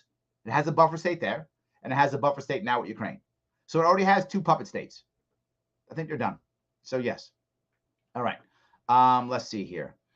Tyler says, we screwed up a long time ago, the Yugoslav wars, when we bombed the Russian ally Serbia, yes, and killed the relations with Russia. Russia was totally ready to be pro-West and pro-free market with Yeltsin. Insane. Some of you don't know this, but there were people in Russia who were asking to be part of NATO. And we went, no, why would we make you part of NATO? NATO's against you. And they went, what? That's a real story. That actually happened. So, yes, I agree. I agree. So, all right. Let's see here. The Bullfrog says, I was talking to someone else, not me. Sorry, Bullfrog. Talking to someone. All right. Robert says, the Ukraine asked to be part of NATO, and NATO gave them a path, like giving up nukes, and they did everything they were supposed to. They were about to become NATO member country. I don't think NATO should allow countries to be bullied out of peaceful alliances. I don't think U.S. troops should be used either. There are other NATO member countries in that region that can lend a hand. If I remember right, Robert, Ukraine gave up its nukes like 30 years ago. Maybe even 40, right? No, about 30 years ago. So, yeah, there was a path to, but in reality, nobody actually wanted Ukraine to be part of NATO. Most people in most of the countries in Europe didn't want Ukraine to be part of NATO. And so giving up the nukes they were bullied out of giving the nukes, not just by NATO, but by America and by Russia. Russia didn't want Ukraine to have nukes, neither did America. So they were bullied by everybody, not just NATO. So, but NATO should allow countries to be bullied out of peaceful alliances. That's kind of what alliances are, literally, right? They're ways of bullying and stopping bullying. And the reality of it is, would you want, and again, I'll say America, would you want, if Russia creates a new, Soviet Warsaw Pact, whatever that type of agreement is, would you want Canada to be part of it? Or Mexico to be part of it? Or even a country like Cuba or Haiti or Dominican Republic, any place close to us. Bermuda, would you want Bermuda to become, Bermuda is independent now, I think, right? So would you want Bermuda to become part of that? Of course not. We'd be unhappy too. That's my issue, I think. So yes. All right. So I can do this. Curtis says, sounds like Neville Chamberlain, peace in our time. I guess you're saying, are we appeasing them?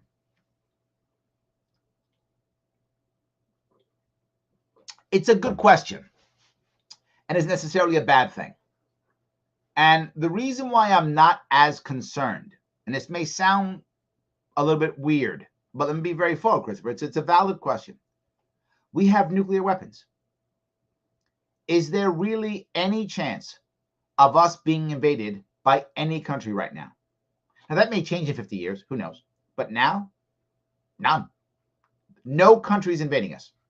Any idea of them coming across the border and taking our cities or something is a complete and utter fantasy. Not going to happen. There's right now, again, may change 50 years, but right now, no one's invading America. Not going to happen. There's no American invasion going to happen. Russians aren't going to invade us. Chinese aren't going to invade us. They're not. So why would I be concerned? The people who should be concerned are those people who could be invaded. If the Germans aren't trying to stop us, if the Poles aren't trying to stop this, why would we care? Let them handle it. Again, they have nuclear weapons too. They have big armies too.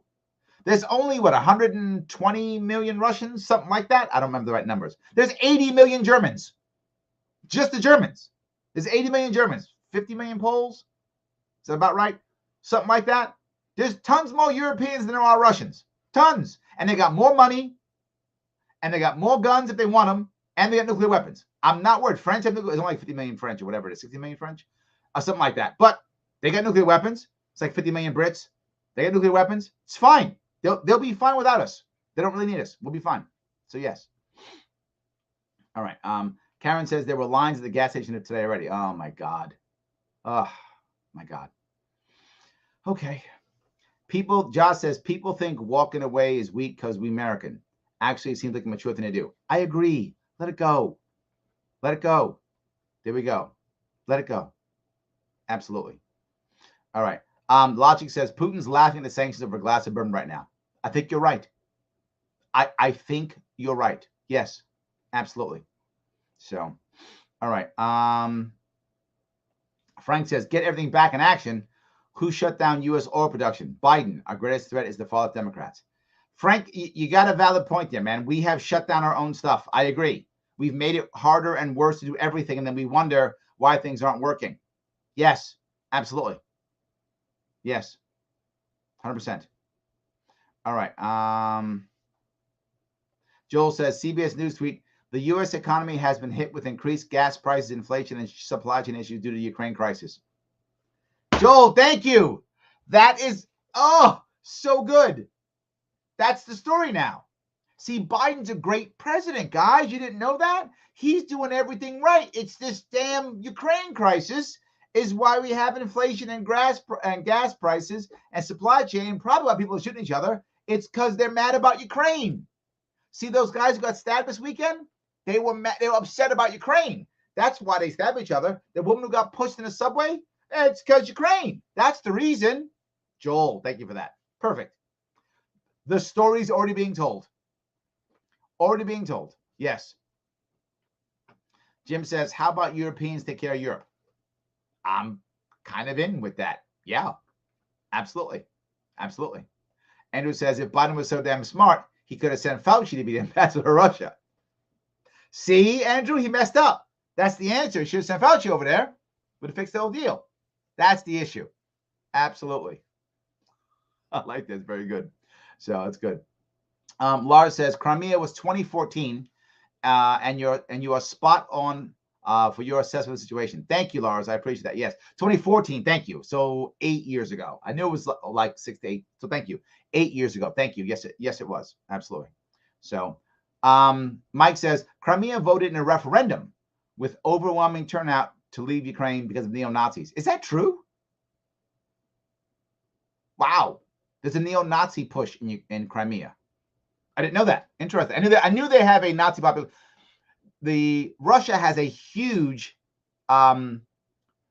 relatively a huge Nazi movement in most of the Western former Soviet republics. Ukraine, Belarus, those areas have a lot of neo-Nazis. So does Russia. So yeah, they still have a lot. And neo-Nazism is growing also in Germany too. So neo-Nazism is on the rise. That's true. So I didn't realize it was that much in Crimea. I had no idea. So, all right. Rebecca says, people remember it if the gas price and inflation stay so high. Yes. Will the midterm elections give us any relief? That would be smart if they would. That would be smart. Absolutely. So we'll see. All right. Let's see here. Jim says, only if we put a few libertarians in the house. That'd be nice. I like that very much. Absolutely. I like that very much. All right. Elaine says, definitely very against war. I am with you. I agree completely. Yes. Mike says, John McCain gave a speech in 2014 before the overthrowing of a Democratic elected leader. Yeah, we should mind our own business. I agree. Dan says, you can see the propaganda machine running on the right. They want to convince us that Putin is Stalin. But there's a huge difference. Putin is ruthless, but he's a modern version of the old Tsars. The only reason he was a communist in the old days was that's what you did if you wanted a good job in the USSR. If Putin ends up ruling Ukraine, the only thing that will be different in Ukrainians' lives is they won't be able to say bad things about Putin. Is that the same? Oh, interesting.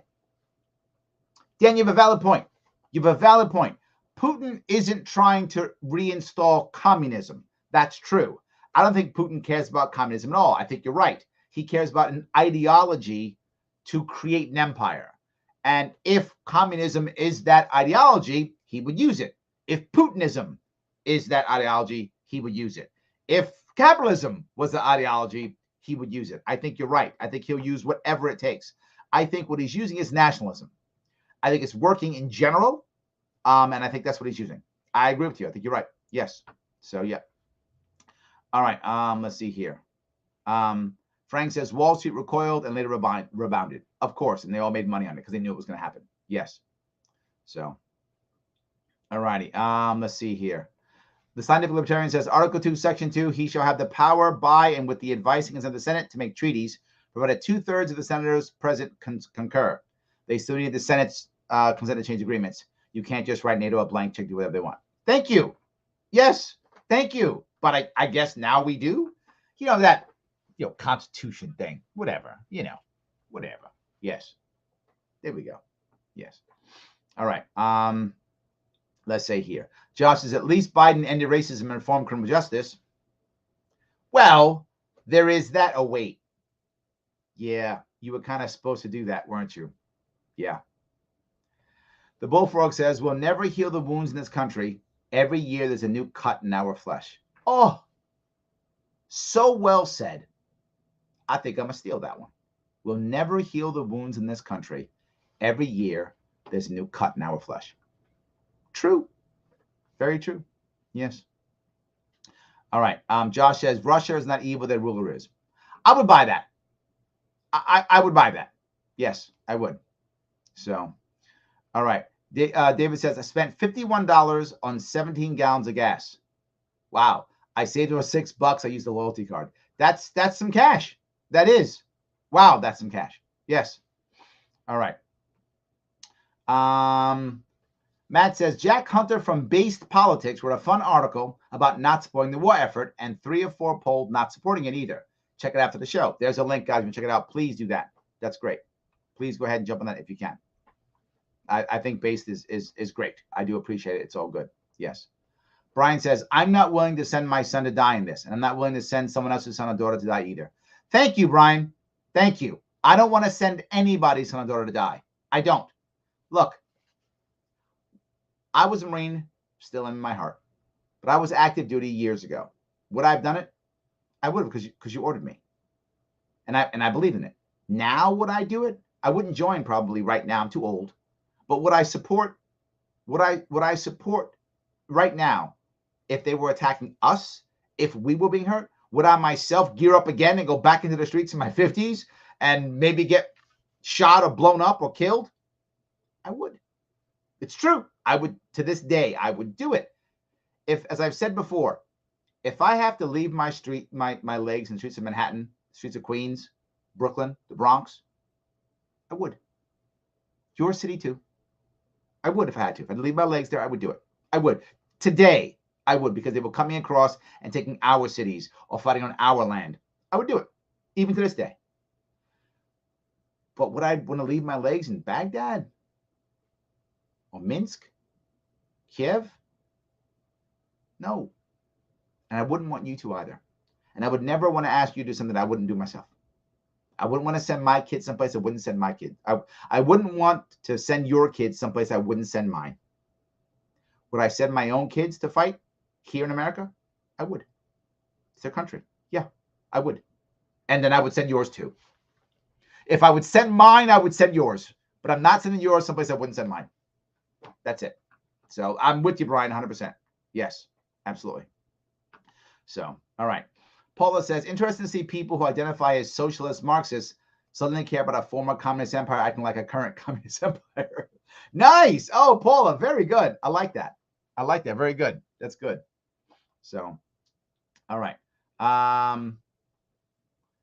Let's see here. Tyler says the Barbary pirates are mostly privateers from North African nations that got declared war on by the whole Mediterranean, which relates to the fight between us. There we go. Thank you. Yes, that's where the part of the Marines hymn comes. The shores of Tripoli is from those Barbary pirate wars. Tripoli, for those of you who don't know, is a city in modern day Libya, so the North African coast.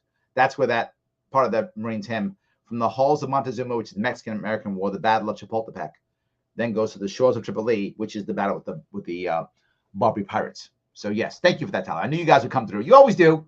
The chat always comes through. I love that. So, all right. Thomas says, I think you missed one of the potential pros of sanctions. Okay, which is we can start producing here and we can supply to the other places not getting from Russia anymore. Yeah, I think in theory that's correct, Thomas. My worry is we're making it hard to do things in America still. So gas prices going up, not recovering from COVID fast enough, the COVID lockdowns fast enough, changing how we do business here. Everything's becoming harder. While that in theory is true, my worry is in practice, it'll be other countries that will move faster to pick up the slack and it won't be us. That is my concern. But I get your point. I feel like it's not going to go that way. Search and Destroy says, hey, Cellular and Timcast. Glad you're here, my friend. Welcome. Glad you're here. Yes. Dan says, if we had not supported the lie of NATO to Ukraine, they would have eventually made their own trade pact with Russia. Interesting. All those former USSR states, when they went independent, discovered that they were still interdependent with Russia. This is a valid point, Dan, and most people don't get this.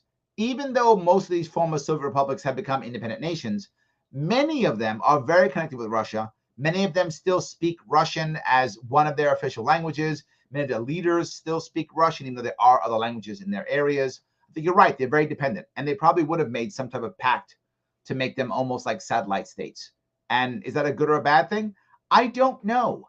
I just think that they have to make the decision themselves. So, yes. Chip says Russia mobilized troops first. Yes. Russia mobilized first, which caused Germany to declare war. You are correct. Russia mobilized first, which caused Germany to declare war. And back in those days, mobilization took like months to mobilize people. So that's why Germany declared war early in an attempt to hit Russia before Russia could mobilize effectively. That was the goal in 1914. So yes. Rebecca says, got this email from NYLP today, Libertarians. Over the past week, the Libertarian Party of New York nominated our candidates for the 5 statewide offices. Larry Sharpe for governor. That's true. Andrew Halls for lieutenant governor. That's true. Sean Hayes for attorney general. That's true. Bill Schmidt for lieutenant governor for comptroller. That's true. And Thomas Queter for U.S. senator. That's true. Yes. We're going to be needing signatures coming up here soon, guys. Get us on the ballot. Thank you so much. Thank you for that, Rebecca. Absolutely true. Yes. All right. Let's see here. The Bullfrog says, we don't have anyone in Ukraine, just allied countries. Yes, we made an agreement. We need to keep our agreements. I know if Russia came to Alaska, we need international help. We didn't make an agreement with Ukraine. That's issue number one. I get the argument completely that if we make a pact, we make an agreement, we want to keep our contracts and our agreements. I do get that. I really do.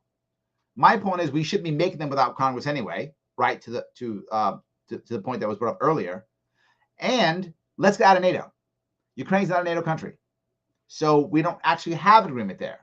And next piece, if Russia came to Alaska, Russia would never come into Alaska. We wouldn't need any help. No help at all. America would devastate Russia on the ground, not even close. Easily. Navy, ground, easily. The issue is going to become, do we go nuclear? In a ground-to-ground war, America's going to win. We have tons of people who have tons of it. Sadly, we have too many people who have experience fighting wars for the past, who knows how many years. So that's number one. And fighting long-term wars to include insurgencies. And we have the equipment that's better than theirs, money that's more than theirs. We would win an actual land war if we ever fought one. I hope we never fight one. The issue would be nuclear weapons. Because if I'm Putin, do I fall back to nuclear weapons? Maybe. So, Search and Destroy says, why isn't China taking Taiwan right now? Who says they aren't planning? Who says they aren't planning? Maybe. We'll see. We'll see. So, we'll see what happens. I don't even know. All right. Let's see here. Now discuss Hitler going into Czech to defend ethnic Germans. Russia went to Georgia to defend ethnic Russians. Crimea, same. We need to stop Putin with sanctions, but you don't believe in sanctions, or don't you? I do not. Sanctions don't work. Sanctions don't work. They weren't going to work against Germany either. They weren't going to work against. They haven't worked. They weren't going to work against anybody. Sanctions do not work. Sanctions do not work at all. They're not. All sanctions do is punish the poor of both countries. That's what sanctions do. They punish the poor of both countries. Absolutely. So yeah, Hitler wanted to go into the hold on. What was the name of the area out there? Was it Sudetenland? I think that was correct. Is my logic, is my history correct? There was an area of the Czechoslovakia. At the time it was Czechoslovakia. It wasn't the Czech Republic.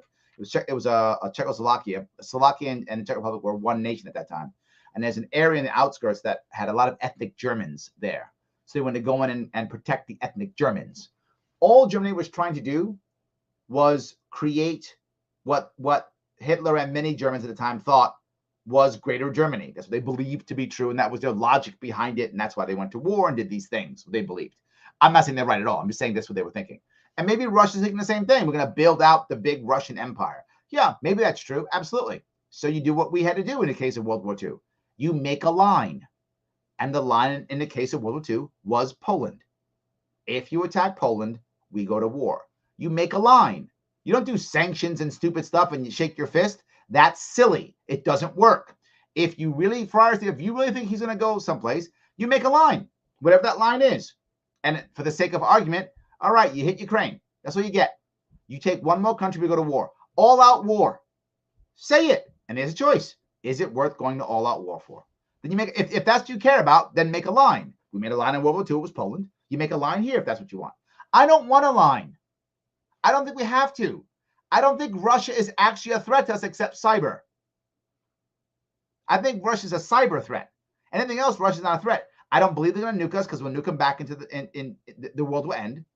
But cyber threat, that's an issue. So if it's my world, if I all of a sudden have all the power, the first thing I do is I make sure that I spend lots of money, U.S. defense, whatever we have, whatever money we need. We can cut that by half overnight and take a big chunk of it and put it on cyber. Decentralizing everything so we have defense, we have better defensively against cyber and have an offensive power to devastate them. And then we say something like this, Friar Steve. And I'm making this up for just for the sake of argument for us to have the conversation. Something like, hey, Russia, all right, you want to invade whatever the line is. For the sake of argument, it's Poland, but we could decide what that line is. And he goes, I'm going to invade Poland. The second we see you on the border of Poland, you're going to get a cyber attack that's going to shut down all your energy. Done. You're going to basically have all your Chernobyl plants shut down. Good luck. I mean, they don't have Chernobyl anymore, but you know what I'm talking about. So something like that is the plan. We've made no plan for this. We don't have a plan, which is why we're doing this stupid stuff. The same thing we've done forever, shaking our fist and acting like this is going to work. We haven't thought of this plan. If we would have actually had a plan, we would have something to do. Sanctions don't work. So no, I don't believe in sanctions. They're useless. They hurt the poor. Draw a line, whatever that line is. And if we were smart, we'd be ready with cyber attack to cyber the hell out of the goddamn country. And that's how we deal with it. No one in our country gets hurt. They'll be hurt for a short period of time, but they can rebound. Way better. Shuts it all down. That's the actual answer. So I hope that is answered at least. Yes. So, all right. Let's see here. Paula says, I had a great uncle who was gassed in World War I. Wow. You could hear him try to breathe from a mile away, I heard.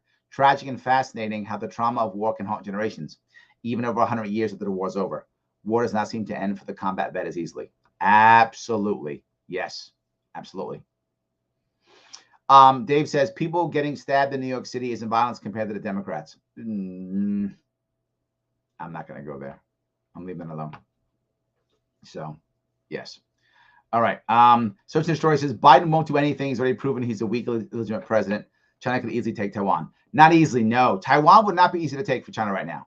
I think they're going to build up their navy and such to where they could do it. My gut tells me, I've said it before, here's what I think will happen when it comes to Taiwan. I think over the course of time, within the next 5 or 10 years, there'll be some type of agreement through treaty that Taiwan will agree to become part of China again. That's what I think. It's my guess. I could be wrong. My guess is they will make it because I don't think Taiwan will want China to invade. I don't think China actually wants to invade. China wants Taiwan, but it does not want to invade Taiwan. It wants to just take Taiwan. It does not want to invade. I don't think America wants to fight China over Taiwan. I don't think anybody wants to fight. And I think if China decides they're taking it, we have to decide, is that our line? As to talk about Fryer about this, Mr. Steve, right? Would Fryer Steve decide that's his line? If that's your line, you got to fight, right? If you make that line, because my line is Taiwan, you cross that line, we're going to war. Then we got to go to war. I don't think that America's prepared for that. And if America's not prepared for that, don't waste your time on we're going to sanction you and get mad at you. Negotiate a deal. If you're prepared to fight, fight. Make a line and fight. If you're not prepared to make that line, negotiate and walk away. I think that's the issue. One or the other. The sanction doesn't work. So I hope that makes sense at least. Hope that's clear. So, all right. Durham says, sanctions are merely not enough to impede Putin's agenda. Yes. Joe Biden was unconvincing in addressing this afternoon that NATO could something Russia's agenda. But yes, you can't stop it. I agree. Yes, absolutely. So, all right.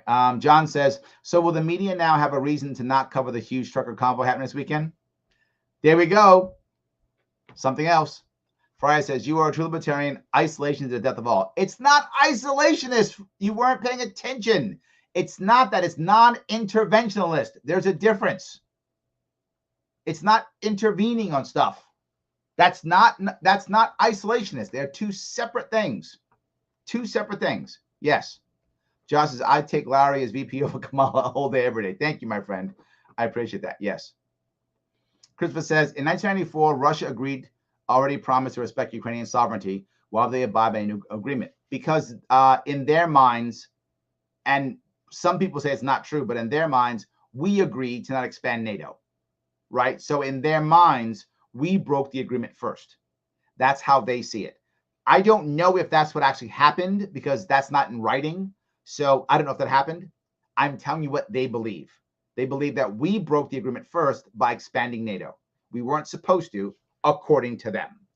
And we did. So they said, well, you're expanding NATO, then it doesn't matter. That's how they thought of it. Yes. Yes. All right. Pan Smith says, after seeing you for the first time on Tim Pool, I've been spreading your message with enthusiasm. You are a breath of fresh air. Thank you, my friend. I appreciate that. Yes. The vegan zombie says, Putin built the military as a bluff to see if he can get leverage. Once he realized the West didn't care whatsoever about the invasion, Putin invaded. You know, that might be true. So maybe Fryer Steve is right, and we should draw that line.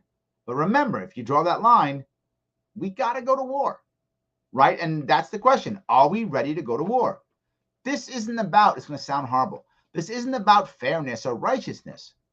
This is life and death of young men, usually young women too, but heavily young men. This is the life and death of young men. Are we prepared to send them to their death, or wounded, or battered, or beaten, or bruised? Are we ready about that? If we are, vote on it, draw the line. I'm not happy about it, but I can accept it. If at least I can begrudgingly accept it, even though I won't like it. So, yes, I hope that makes sense. So, all right. Mike says, the Estonian foreign minister of Ukraine has leaked a call where he reports that police and protesters were shot by the same snipers. A weird thing to do if you want the police to succeed in 2014. I'm not sure what that may not be me. I'm sorry. I may have gotten it from someplace else. So these come in different places. So I'm not really sure. Logic says, we had how many refugees enter our country in the past couple of years? Kind of need to worry about our own citizens at this point. Obviously, my opinion. No, I'm not against it. My issue isn't whether or not we take refugees in. My issue is, do we control our immigration? And can we do both? Yes, it can be done. We just don't do it. You can control your immigration, know who's in your country, know who's coming in and out, know where they're working. You can do all those things and have vibrant immigration and accept more refugees. It can be done. We don't do it. And we can do it with private companies that'll make money as they place people. We can do it. It can be done. We have models already that exist. We just don't do it. So the problem is we think, shut the border or let everybody run in. These aren't the only two options. And that's what drives me crazy. You can do both. Yes. John says, so Ireland waived the immigration requirements for Ukrainian refugees. Yeah, I don't know how many are going to go there. That they may regret that. I'm not sure. I'm not sure what's going on with the Irish economy yet. If the Irish economy is struggling for low wage workers, they'll probably be happy about that. If it isn't right now, then they're going to regret that. Depends upon what their economy is doing. So again, control immigration. I'm happy with vibrant immigration. I want lots of it. Yes. Tyler says, Larry Sharpe has clearly become one of my top libertarian speakers out there. Thank you, Tyler. I appreciate that. Yes, absolutely. Let's see. Durham says, sanctions are overrated when the lives of human beings end due to inaction of diplomatic unions. Yes. I agree. Dan says, this is what the prophet Samuel warned the Israelites when they demanded a human king to rule over them. This is what the king who will reign over you will claim as his rights. He will take your sons and make them serve with his chariots and horses, and they will run in front of his chariots. Some he will assign to be commanders of thousands, of commanders of 50s, and others to plow his ground and reap his harvest, and so others to make weapons of war and equipment for his chariots. It was true back then and true now. Absolutely. Both absolutely true back then and true now. Absolutely. So Christine says, my grandparents came to Ellis Island from Hungary. They had to be sponsored. We can do that. Thank you, Christine. It's not impossible. It can be done. It really can be done. I'm disappointed that we don't do it. Yes. So Torrance says, as long as someone can profit from war, there will be war. Thanks for your great take, Larry. I appreciate that. Yes, absolutely. Is this Edbid? Had to tell my grandson this week to keep his head down and fight for his buddy standing next to him. Yeah. The second part, you didn't have to tell him. He knew that one already. That's why men and soldiers, Marines, sailors, that's why they fight, is for the person next to them. That one he knew. Head down is good because sometimes young men get too brave. So I'm glad you said that. Head down. He'll fight for his brother. That's fine. He'll do that already. Head down. That was smart advice. I like that. Yes. Friar Steve says, Trump allowed Putin to develop tactical nukes again. It was Reagan that stopped development of tactical nukes. This is a valid point. Well, okay. It's not as simple as that, but yeah, yes, but not so simple, right? Reagan definitely was trying to, change and adjust and shift the nuclear, the nuclear, I guess, race during the 80s. He was trying to shift and adjust. He was. And one of the reasons wasn't necessarily because he didn't like tactical nukes. Tactical nukes are cheaper. So if you make larger, bigger nukes, they're more expensive, and he could help actually bankrupt the Soviet Union by doing that. So he didn't like tactical nukes, I agree, but he did want to limit nukes, that's true. But if you're only supporting bigger ones, it's more expensive. So that's also true. So yeah, there's some validity what you're saying. There is, absolutely. The Vegan Zombie says, if goods won't cross borders, troops will. That's Bastiat. Yes, absolutely. 100%. Joe says, sanctions hurt people, not government. 100% true. Absolutely. Dustin says, Biden showed extreme weakness with the Afghan failure. Biden is Putin's, I'm not going to say that word, but yes. Look, I'm still happy that we're out of Afghanistan. I'm terrible by the way we did it. Agreed. Happy we're out. Let's just move on. I'm happy we're out. That's it. That's all I'm going to say. Let's just get out. Yes. Josh says, Ukraine shows the importance of the Second Amendment. A well-armed country isn't easy to invade. Also true. A whole lot harder. I agree. Yes. So, righty. Tyler says, Germany lost to front war twice. Well, we want to risk that ever. Yes. Thank you, Tyler. Absolutely. Yes. Faraz, I think you missed World War II, 2 fronts, Afghan, Iraq, 2 fronts. Yeah, no. Yeah. We actually fought a 2-front war, World War II also. We fought Japan and we fought Germany. So yeah, we also fought a 2-front war. Yes, absolutely. 100%. Japan has a military. I thought USA is Japan's military. Well, they have a defense force, the JDF. They have a defense force, I'll say that. But they have been building a military up, and they probably will be building even more after this. So yeah, I think they actually will. What will stop China from invading Taiwan is them having their own nukes. Valid point. But do you think China would even allow Taiwan to even try to have nukes? Right? That would be crazy. They would let that happen. Wow, that would be absolutely insane. So, yeah, I'd be surprised they would let that happen. Yeah. So, Laura says, government, when in doubt, war it out. Yep. Yes.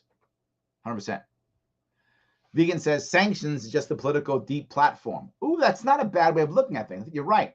And when you deplatform somebody, what do? Create more platforms. They just keep creating more platforms. They don't stop talking. They keep creating more platforms. So, yeah, absolutely. Paul says, Ukrainians get a jail card for the Dems and the GOP. It saves a lot of their problems. It does. Solves a lot of their problems. I agree. Yes. That's right. Yes. Steve says, Japan has a national defense force, JDF. Yep. Our bases are still there as far as I know. That's correct. They are. Yes, we still have bases in, we have a naval base in northern Japan, at least 1, maybe even 2. We have a naval air station, at least 2 Air Force bases that I know of, at least 3 Marine bases, all in Okinawa, and a couple Army bases too. Yeah, we do. We have a bunch. Absolutely. So, all right. Friar Steve, wrong, lad. Remember FDR, World War II. We can stop all trade with China, total war.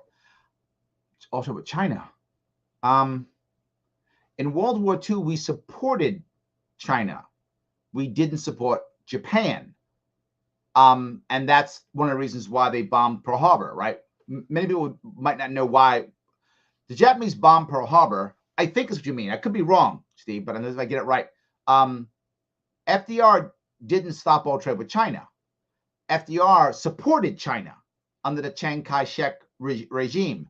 He was Christian. He was ostensibly democratic, but he really was just a dictator. But he was on the outside democratic versus Mao Zedong, who was an open communist. So he actually supported the Chiang Kai-shek regime, which was fighting the Japanese. And they were against the Japanese who had invaded Manchuria and set up a northern Manchuria. They changed it to a country called Manchukuo. And they made an emperor. They brought the Manchurian emperor back, which is a puppet state for Japan. They had already colonized. Japan had colonized Korea, had colonized Manchukuo, and the Chinese were now fighting them. They invaded China. They hit Shanghai, a bunch of the places, and the Japanese were trying to grow their trade empire, grow their empire in general. Japan has very little resources, almost no natural resources, so they have to import them. And America, FDR, in his brilliance, said, "No, you can't come." And he said, You can't. He stopped immigration. Japanese couldn't come to America anymore, even though there were tons of Japanese already living in Hawaii. One of the reasons why there was a massive influx of Japanese people to South America, because North America, we wouldn't take any Japanese people because evil Japanese people. So we didn't do that. It was against Japan. And part of that reason was Japanese had a couple of options: not grow with no resources, or take the resources because we refused to trade with them. So they literally just took them. And that's why they made massive invasions in December 1941 to include bombing Pearl Harbor, invading the Philippines, Dutch East Indies, Singapore, Hong Kong. They invaded all those areas, right? Knocked them all out, attacked everything, took them all. And they knew they couldn't win the war. The goal of the Japanese at that point, and you think I'm making this up, you can do your own homework. The goal of the Japanese then was not to win the war. They were hoping that if they could do a big enough blast in 1941, and the Germans would keep winning in Europe, which at that time the Germans were winning in 41, the Germans would handle all of the European powers, was their hope and assumption, and that they could devastate America so badly in the Pacific Fleet that the Americans couldn't recover fast enough and they would sue for peace. The goal was that the Americans to sue for peace while the Germans took care of the Europeans. That is what happened in World War I. The Japanese took over all the Germans. The Japanese were on the Allied side in World War I, and they took over all the German colonies with the help of the British and the French. And they thought, we'll do it again this time, but now for the Germans. That's what the Japanese thought. So I'm not sure where you're going with this one. I don't get this one, to tell you the truth. Stopping all trade is what makes war. That doesn't stop war. That literally makes war. I'm not sure where you're going with that one. I'll go a little further I can find it if I can. I'm going to go down and see if I can find some responses to these. I don't know if I'm saying too much garbage, but I want to make sure I can respond to some of these things. So anyway, all right. Let's see here. Tyler says, yes, we see the trade with Japan. Yep. Resources already are there. Yep. In modern day, global markets can't have total trade. Bingo. Yep. Thank you, Tyler. You read my mind. You read my mind. Thank you very much. Yes. All right. David says, Russia put nukes in Cuba. The U.S. could, not recommending it, put nukes in Taiwan if it would deter China and lead to Taiwanese independence. Maybe. That's an unanswered question. Wow, that'd be tough. I mean, imagine what China would do if America put nuclear weapons in Taiwan. Wow. But the point's well taken that if there were nuclear weapons in China, they might not. The issue is, and it's going to sound horrible, unless you're going to make massive nuclear attack where you're destroying basically the entire world. If any country could withstand a nuclear attack, it's China. They have the population, the size to handle it. I don't want them to, but I'm saying, oh my God. So yes. John says, FDR blocked Japanese ports to encourage Pearl Harbor. Again, same story I'm telling. Yes, there we go. Yes, they're already doing it. Yes. So, all right. All right. My nephew is a Marine stationed in Japan. Yes, Christina. Yes, absolutely. Christine says, yes, not isolationist, non-interventionist. Thank you. Yes, absolutely. Anthony says, Larry, Nordstrom 2 sanction work because Putin didn't dare try this under Trump. Oh, that's what you mean. Okay, that's clearer. Okay. You didn't mean recently. You meant under Trump. Okay. Thank you. Now I'm clearer. We had ultimate leverage against Russia because of our energy dependence. Biden waived these sanctions to embolden Putin, his oligarchic buddies in the process to hold Europe hostage, particularly Germany, for being energy dependent. Okay, I see where you go. Okay, I thought you meant that we were doing some sanctions now. I'm like, I didn't get that. That's why I was good. You meant under Trump.